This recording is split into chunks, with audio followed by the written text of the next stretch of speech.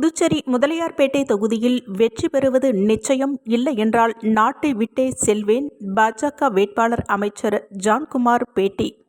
புதுச்சேரி முதலியார்பேட்டை தொகுதியில் போட்டியிடும் பாஜக அமைச்சர் ஜான்குமார் செய்தியாளர்களை சந்தித்தார். அப்பொழுது அவர் கூறுகையில், புதுச்சேரியில் மீண்டும் முதலமைச்சர் ரங்கசாமி முதலமைச்சர் ஆவார் என்பது எழுதப்பட்ட விதி. ஆன்மீக சுற்றுலாவிற்கு அவர் சென்று வந்ததன் விளைவு இது. புதுச்சேரியில் பாஜக ஆட்சி வர வேண்டும். அதற்கு பிரதமர் கூறியது போல் முதலமைச்சராக ரங்கசாமி வருவார். தனக்கு அமைச்சர் பதவி கொடுத்தால் ஏற்றுக்கொள்வேன், நானாக கேட்க மாட்டேன் என ஜான்குமார் பேட்டியளித்துள்ளார்.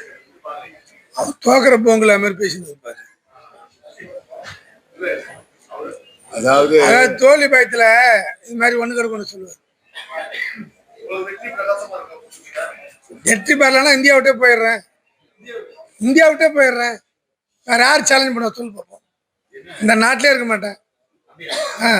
நான் வெற்றி பெறலாம், இந்த நாட்டிலே இருக்க மாட்டேன். இந்த சேலஞ்ச் அவர் பண்ண சொல்லு பார்ப்போம். அப்படின்னா என்ன, எனக்கு தெரியும். அங்கே பிஜேபி அவ்வளோ ஸ்ட்ராங்காக இருக்கு, அவ்வளோ கட்டமைப்பு. கூட முன்னாள் எம்ஏ பாஸ்கர் என் கூட இருக்காரு. அதனால வெற்றி பிரகாசமாக இருக்குது. ஒன்றும் பிரச்சனையே இல்லை. 100% ஜெயிப்பேன். அவர் என்ன வேணாலும் சொல்லலாம். அந்த தொகுதி விட்டு வந்துட்டாரு, இந்த தொகுதி விட்டுட்டு வந்துட்டாரு, நான் ஒரு வியாபாரின்னு. அதெல்லாம் தேர்தல் முடிவு 4ஆம் தேதி பார்க்க சொல்லுங்க.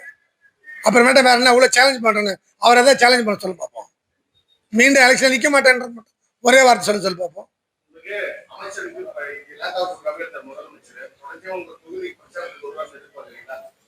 என்ஆர் கட்டாயபூர்வமாக என் தொகுதிக்கு வருவார். அது மாற்றம் இல்லை. நீங்கள் சொன்னீங்க பாருங்க, 5 இடத்த ஆப்போசிட்டாக போட்டுக்கிறாங்க ஒன்னோட ஒன்றா. இதெல்லாம் எதுக்காக? அதாவது மேலேருந்து எழுதப்பட்ட விதி. மீண்டும் என்ஆர் சீஃப் மினிஸ்டர் ஆக போகிறான்றது தான் அவ்வளவும் இருக்குது. இதெல்லாம் அவர் ஆன்மீக சுற்றுலா பயணமாக போய் அதனுடைய விளைவு. ஆட்டோமேட்டிக்காக நெக்ஸ்ட் சீஃப் மினிஸ்டர் அமித்ஷாஜி சொல்லிட்டார், என் ரங்கசாமி தான் பாண்டிச்சேரி ஆளுநர்னு. அது நிச்சயமாக நடக்குன்றது தான் இதெல்லாம் உதாரணமாக நடக்குது.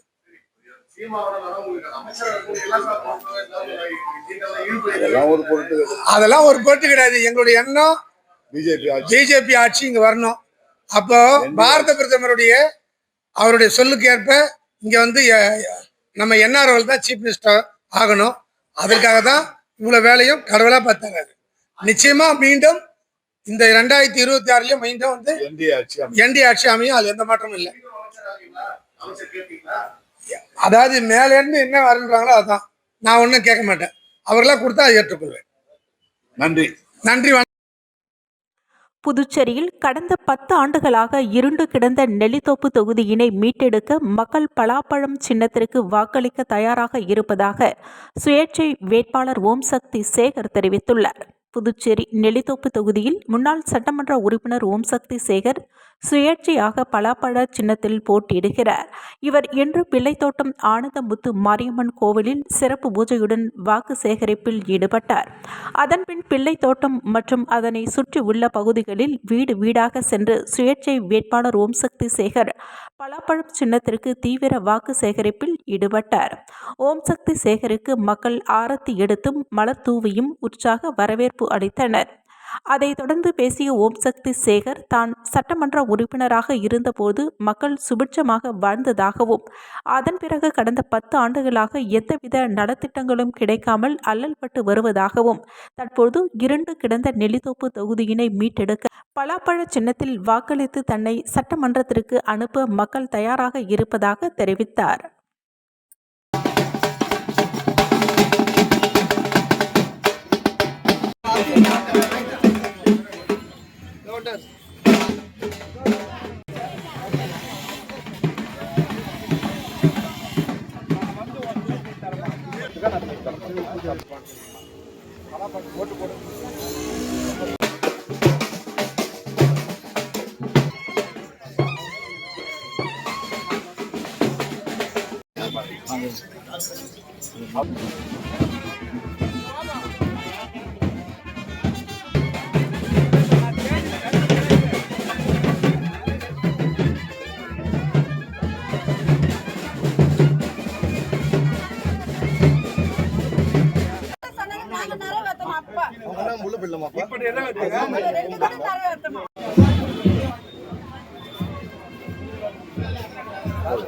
பதிவு பண்ணியிருக்கேன். ரொம்ப சந்தோஷம். வாழ்த்துக்கள்.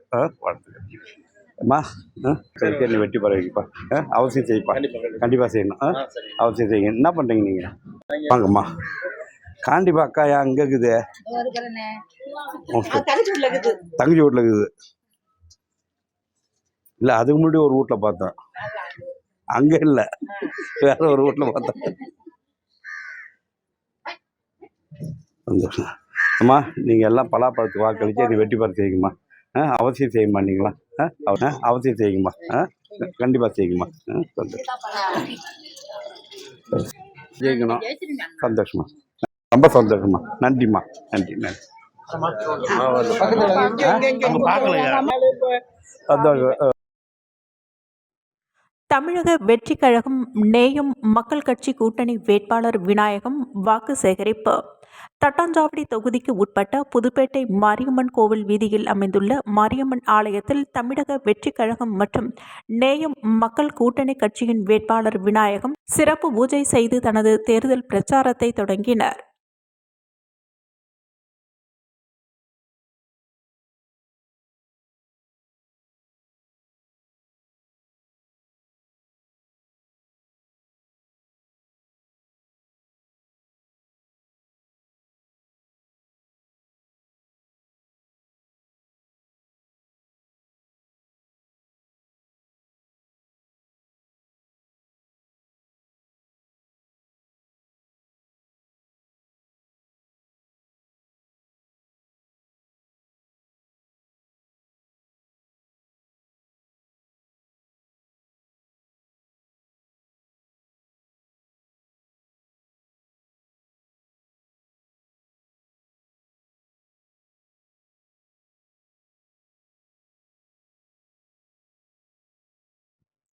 கதிர்காமம் தொகுதியில் திமுக வேட்பாளர் வடிவேலு தீவிர வாக்கு சேகரிப்பில் ஈடுபட்டார்.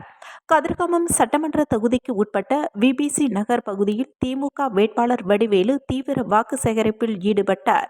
உதயசூரியன் சின்னத்திற்கு ஆதரவு கோரி அவர் வீடு வீடாக சென்று பொதுமக்களை நேரில் சந்தித்து வாக்குகளை சேகரித்தார்.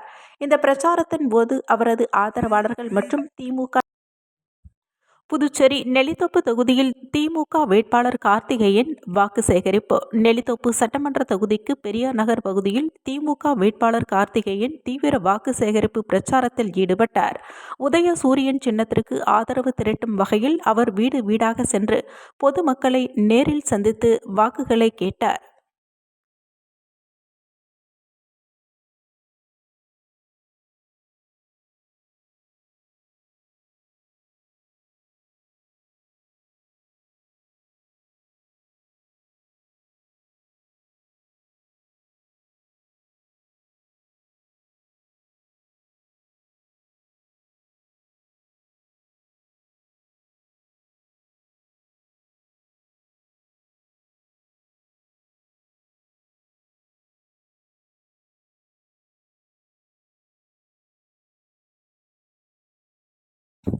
ரூபாய் 5 கோடி மதிப்பிலான 3 கிலோ தங்கம் பறிமுதல். பணம் பரிசு பொருட்கள் கொடுப்பதை கண்காணிக்க பறக்கும் கேமரா.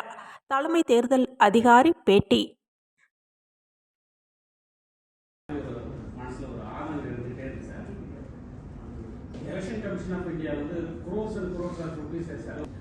பட் அந்த ஜிபே சொன்னீங்க இல்லையா, அதுக்கு மெக்கானிசம் இருக்கு. Don't worry about that. ஜிபேல பணம் இருந்தாருன்னா அதை ட்ராக் பண்றதுக்கு அனுப்பா கண்டுபிடிக்க முடியாது. நான் தப்புன்னு சொல்றேன். அது already we get input.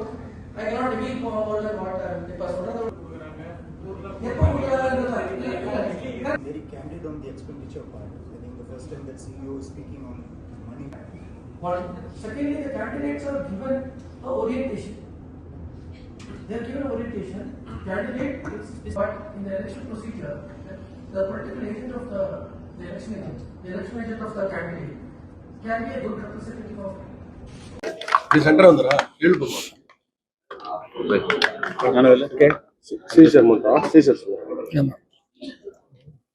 நேற்று புதுச்சேரியில்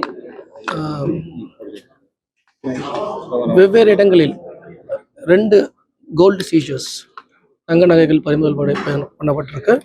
அது ப்ரொசீஜர் அப்ராப்ரியேட் ப்ரொசீஜர் ஃபாலோ பண்ணி கவர்மெண்ட் ட்ரெஷரியில் ஆல்ரெடி டெபாசிட் பண்ணியிருக்கோம்.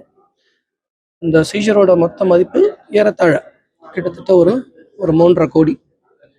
இது சம்மந்தப்பட்ட ப்ரெஸ் நோட் நாங்கள் டீட்டெயிலான ப்ரெஸ் நோட் கொடுக்குறோம். இந்த மாதிரி மேற்கொண்டு இன்னும் அதிகமான சீஷர்ஸ் பண்ணுறதுக்கும் நம்ம ஏற்பாடு பண்ணியிருக்கிறோம்.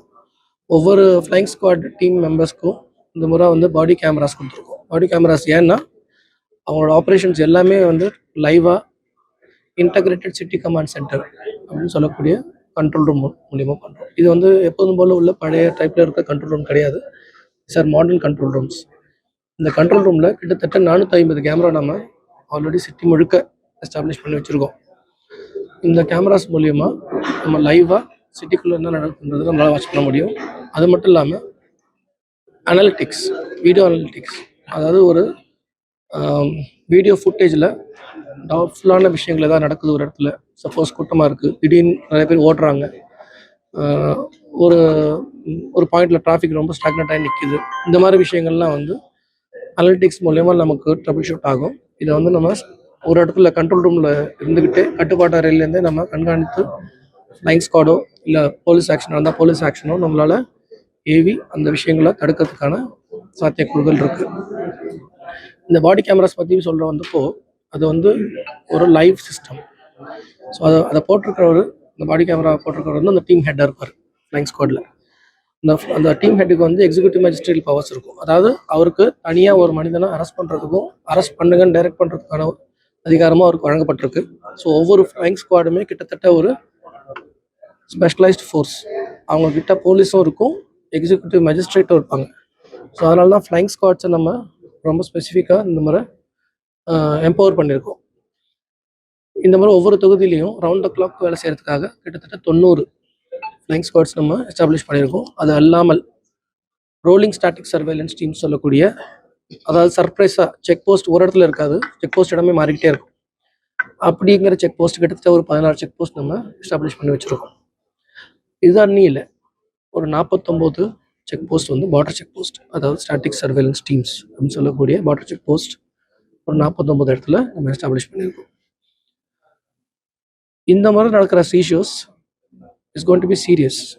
ஏன்னா இந்த டைம் நம்ம ஆல்ரெடி சொன்ன மாதிரி ட்ரோன் ஃபுட்டேஜஸ் நம்மகிட்ட இருக்கும். ஸோ ஒரு நபர் பணம் கொடுக்குற நபர் இருந்தாருன்னா அவரை தூரத்துலேருந்து ஃப்ளைங் ஸ்குவாட் கிட்டக்க நெருங்குற டைமில் தான் தெரிஞ்சிருது. அப்படிங்கிறது ஒரு சிஸ்டமில் ஒரு லேக்னாவாக இருக்கிறதுனால நாங்கள் இந்த ட்ரோன் டீமை இந்த முறை லான்ச் பண்ணுறோம். 30 தொகுதிக்கு இருக்குமா சார்? அந்த 30 தொகுதியாக இருக்கும்.